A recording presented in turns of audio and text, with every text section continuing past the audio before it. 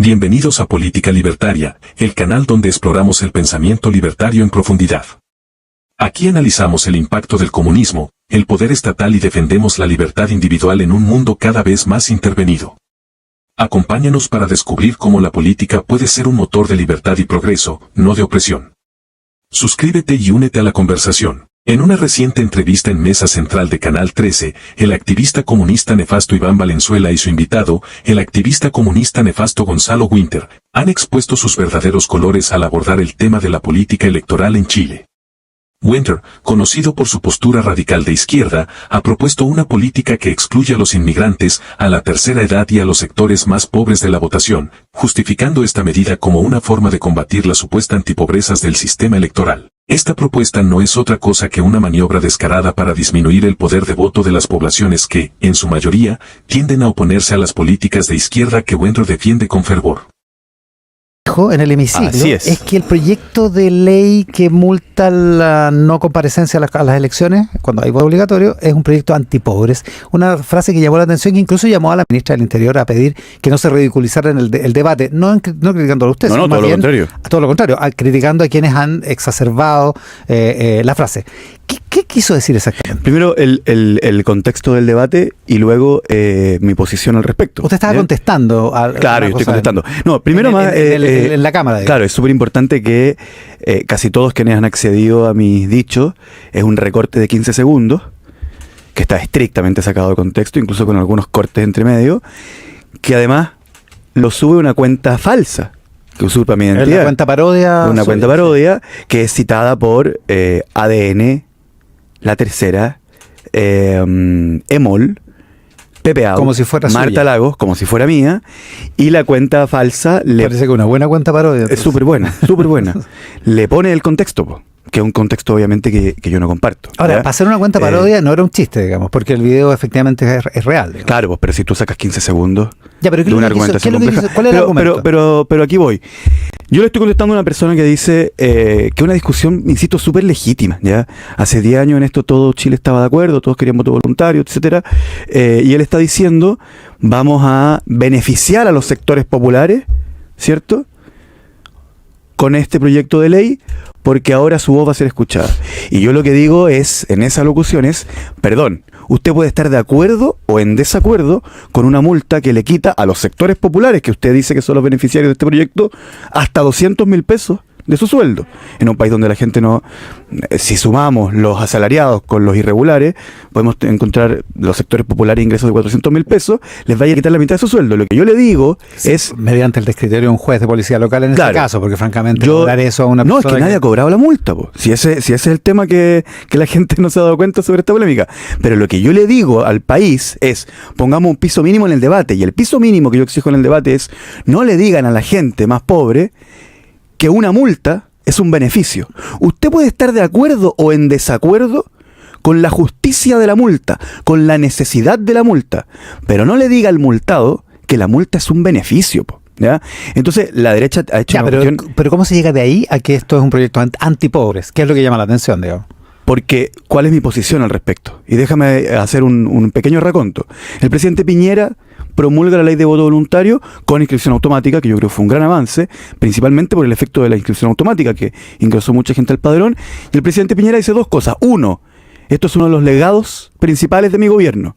O sea, esta idea de que el voto voluntario sea una excentricidad mía, cuando en esta época era transversal a toda la política, y el presidente Piñera lo presentó como un legado, ya muestra lo ridículo que es la discusión pública al respecto. Y en segundo lugar, ¿qué dice Sebastián Piñera? Dice, esto es un llamado a enamorar a la gente con la democracia. ¿Ya? A enamorar a la gente con la democracia. ¿Y qué ocurre durante esos 10 años, Iván? ¿Qué es lo que ve la gente? Lo que ve la gente es el caso Corpesca, es el caso Acipes, es el caso Penta, es el caso SQM. ¿Qué tienen en común todos esos casos? Que en el segundo país con mayor concentración de la riqueza del continente, en donde el 1% del país concentra el 50% de la riqueza, resulta que el Congreso también estaba haciendo las leyes en beneficio de las personas que más tienen. ¿Ya? Y luego de eso además ve alcaldes escondiendo fajos de billetes en las paredes, alcaldesas que se gastan en diamantes, etcétera. Y resulta que el resultado de los 10 años de voto voluntario es que durante esos 10 años en que el presidente Piñera nos llama a reenamorar a la gente con la democracia, lo que ocurre es que los sectores populares no se enamoran de la democracia. No. Y la propuesta de la clase política para reenamorar a la gente con la democracia, ante su fracaso para reenamorar a la gente con la democracia, es ir y quitarle la mitad de su sueldo como castigo. No, puede ser el voto obligatorio. Bueno, pero lo que es que hay un paso intermedio. Es que aquí hay una cuestión que yo no acepto en este debate, que es que a mí me parece súper legítima las posiciones que plantean que el voto debe ser obligatorio y que una multa es mejor no. Pero lo que no... De hecho, ese debate se zanjó hace 3 años. Claro, pero yo estuve en contra. Sí. pero y de hecho voté, pero perdió. Claro, voté distinto al Frente Amplio. Claro, pero no me planteen que mi posición como no es legítima. No. Lo que yo no acepto, eso está fuera de duda, digamos. Lo que yo no acepto son dos cosas. Uno, que le transmitamos a la ciudadanía que que es como si esta discusión fuera una discusión sobre el derecho de la gente a votar. Porque no estamos discutiendo el derecho de la gente a votar. Lo que estamos discutiendo es de si la solución al desencanto de la gente con la política es una multa. Y en segundo lugar, lo que estamos discutiendo es la multa.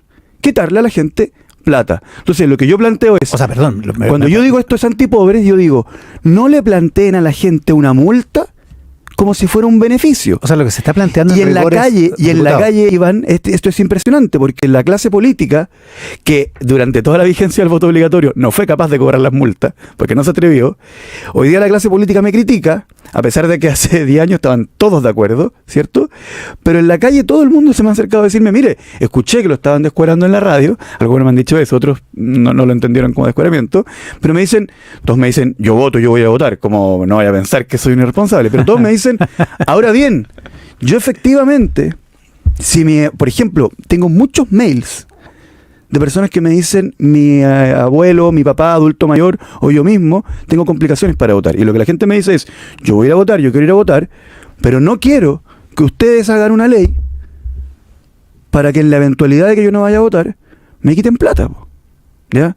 Y eso me parece una posición súper legítima y estoy muy impactado como los sectores populares sí me la entienden y me la entienden a cabalidad y entienden que no van a ser beneficiados con una multa, sino que van a ser sancionados con una multa, y cómo el resto de la opinión pública lo considera una excentricidad. Además, la clase política ha sido sumamente falaz en esto, porque claro, hace 10 años yo digo estaban todos de acuerdo con la que es mi posición actual, Piñera lo presentaba como su legado. Pero luego de eso, hace 3 años, toda la izquierda votaba voto obligatorio y toda la derecha votaba voto voluntario. Hace solo 3 años.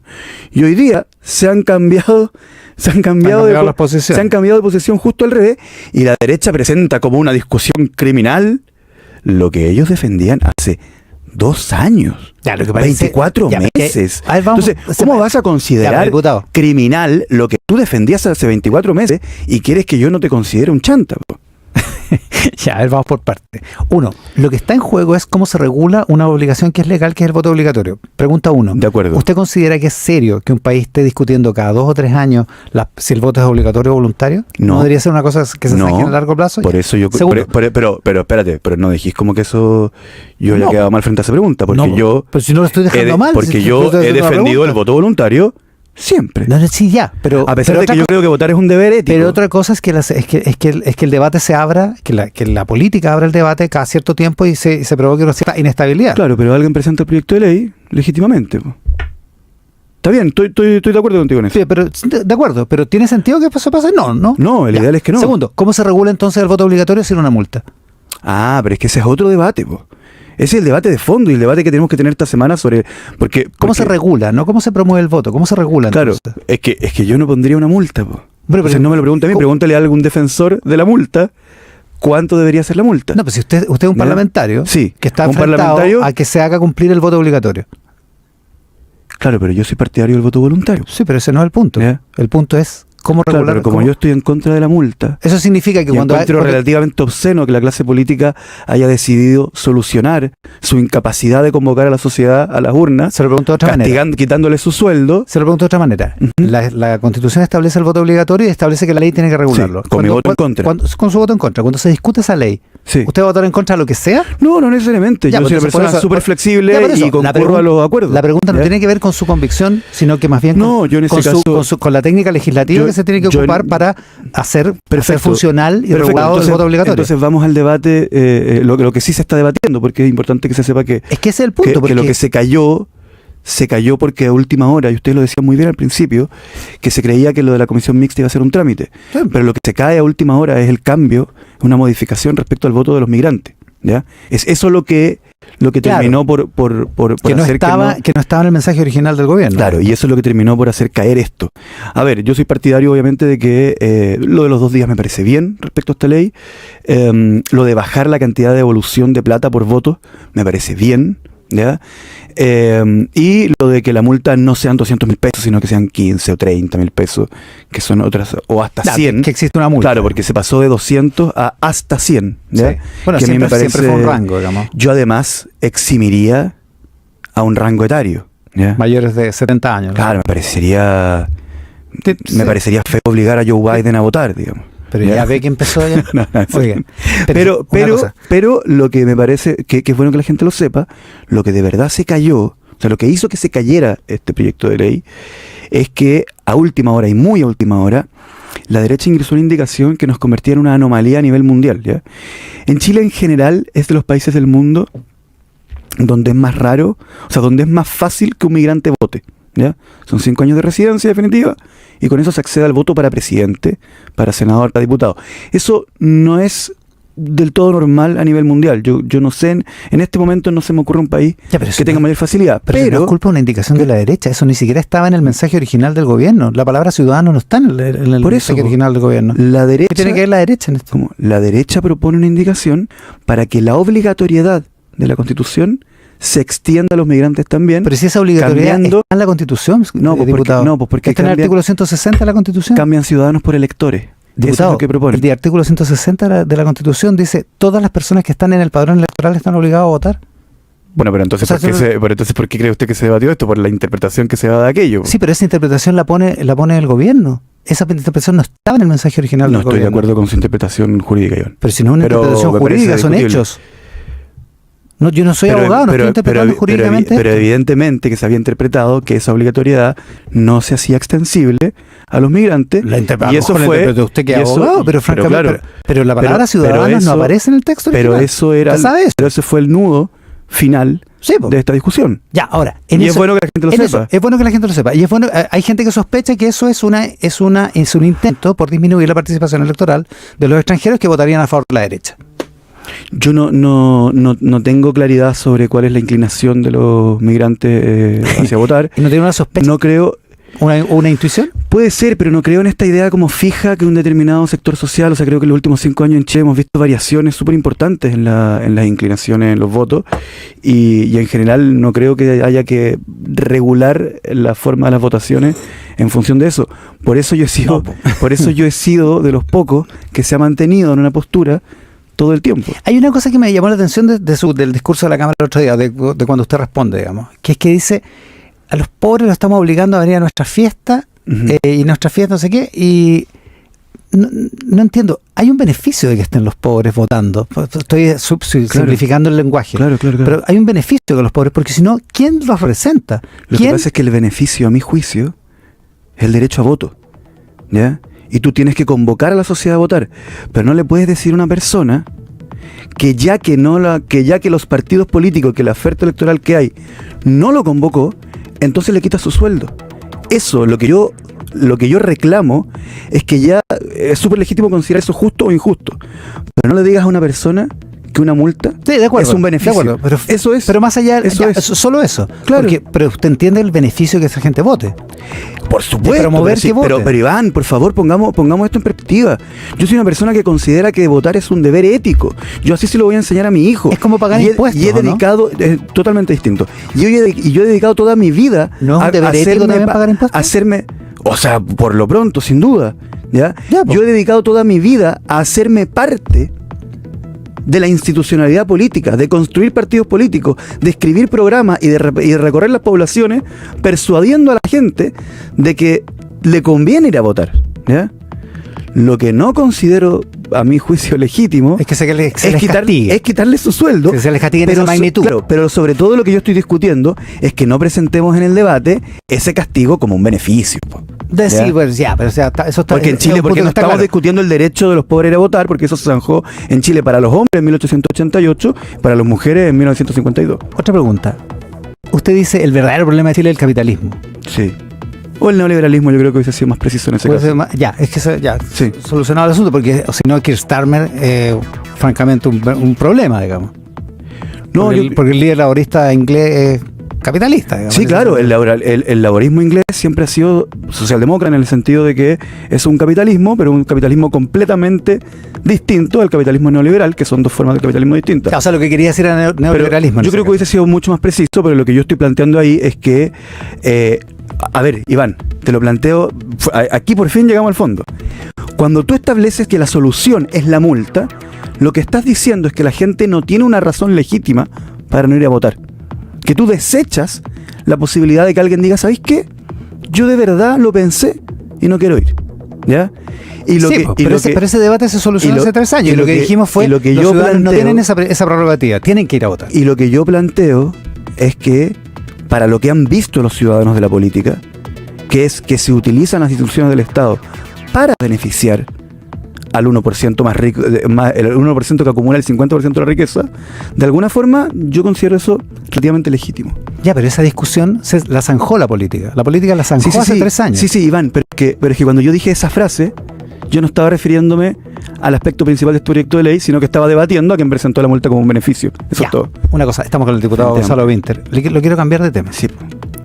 Gustavo Petro ha dicho 2 veces esta semana que Daniel Jadwe está preso por sus ideas políticas. Sí. Y de hecho, en la primera vez que lo hizo, motivó una nota de protesta a la Cancillería, dijo que estaba preso por la jurisprudencia de Pinochet. Esa fue la frase que usó él. ¿Usted qué piensa de eso? Muy claro. Yo creo que Daniel Jadwe no es un peligro para la sociedad. Yo tengo una diferencia, más que con la interpretación de los tribunales, tengo una diferencia de cómo hace algún tiempo se está interpretando el Código Procesal Penal, pero que... Para las medidas cautelares. Claro, pero que no es específico de este caso, ¿ya? Sino que hay una obligación de entender que la prognosis de la pena, etcétera, de la que me separo. Creo que en el caso de Daniel Jadwe, él goza, como todos los habitantes de esta república, de presunción de inocencia, pero creo que allí hay hechos que merecen ser investigados, y creo que las declaraciones de Gustavo Petro, por quien siento simpatía, confieso. Yo creo que no es malo confesar acá que estas cosas son dolorosas. Para mí ver a Daniel Jadwe con el chaleco amarillo, esposado, etcétera, es doloroso. Es doloroso ver a Gustavo Petro tan equivocado, pero creo que él definitivamente no comprende bien esta causa y no comprende bien las condiciones de la democracia que hemos construido en Chile, que sí presenta garantías, a mi juicio, para un juicio justo. Una última cosa, hay elecciones del Frente Amplio. Así es. A lo que me invitaron hoy día. Usted va de candidato. No, de verdad. Usted va de candidato. me hubieran dicho a mí. Usted va de candidato. Sí, al Comité Central. Al Comité Central. Este sábado. Fue un parto lo de la lista, pero bueno. Fue un parto, pero dicho eso. A mí me gustaría también decir que instituciones nuevas, con normas nuevas, un Tribunal Supremo nuevo, aplicando reglas nuevas, obviamente que eso genera bache. Claro, yo creo que no es tan el fácil. Tribunal Supremo pero la lista está totalmente habilitada. La lista está habilitada porque además se presentaron los mismos vicios en muchas listas. Se produjo reglamentariamente un proceso de saneamiento, etcétera. El objetivo de Winter, un activista comunista nefasto elegido con apenas el 1% de los votos, es evidente: reducir el electorado para asegurar una mayor probabilidad de que su bloque político se mantenga en el poder. Esta estrategia revela la hipocresía de un individuo que, aunque proviene de una familia acomodada y que en el pasado condenó las acciones de vandalismo durante el estallido delictual, apoya un sistema que busca excluir a aquellos que podrían votar en contra de su agenda. Winter y su familia, proveniente de una alta casta económica, muestran un doble discurso al abogar por políticas que afectan a los menos favorecidos mientras se benefician de su estatus privilegiado. En conclusión, la entrevista de Iván Valenzuela a Gonzalo Winter en Mesa Central expone la hipocresía y la agenda destructiva de la izquierda radical en Chile. Winter, con sus propuestas excluyentes y su doble moral, demuestra ser parte de un movimiento que busca manipular el sistema electoral en su favor, evidenciando cómo su verdadero interés no es la justicia social, sino el mantenimiento del poder para su bloque político. Esta actitud no solo desvela la falta de escrúpulos y la contradicción en sus posturas, sino que también destaca la necesidad de una política basada en principios libertarios que defienda la igualdad de derechos y la libertad individual sin la influencia corrosiva de ideologías extremas.